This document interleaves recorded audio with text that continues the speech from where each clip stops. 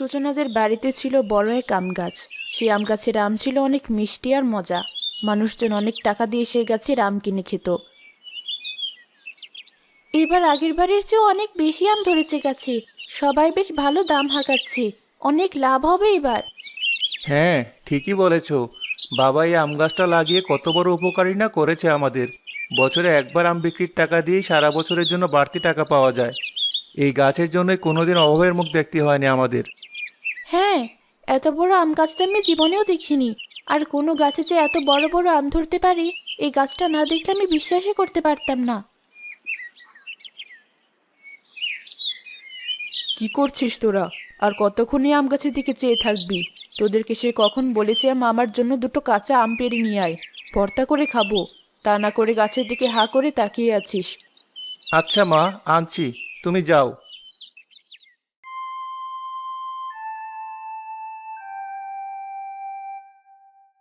আপা, খুব খিদে পেয়েছে আমার, কিছু খেতে দাও না। আমার কাছে যা খাবার ছিল সব শেষ হয়ে গিয়েছে, এমনকি পানিটুকু পর্যন্ত নেই। তোকে এখন কি খেতে দেবো আমি?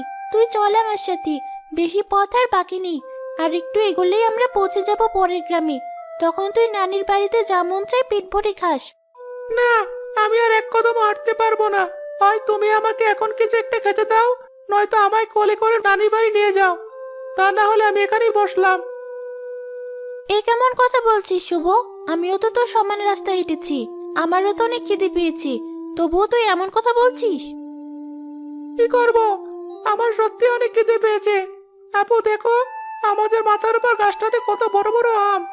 এখান থেকে একটা আম পেড়ে দাও আমায়। এত বড় আম একটা খেতে পারলে আমাদের দুজনেরই খিদে মিটে যাবে।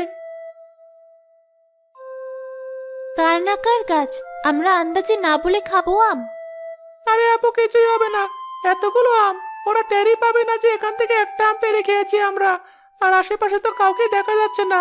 কাকে বলতে যাবে তুমি এ গাছের আম পেড়ে খাওয়া যাবে কিনা? তাই তো, একটা আমি তো, কি আর হবে খেলি? বল তুই কোন আমটা পারবো তোর জন্য?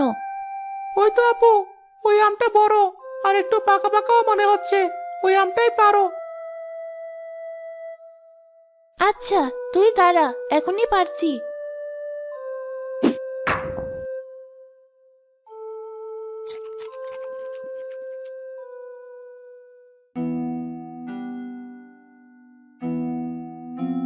চোর চোর, এই রাহুল, বৌমা, দেখ, ছোট ছোট দুই চোর এসে আমাদের কাছে সব আম খেয়ে ফেললো। কোথায় তোরা? থামা ওদের।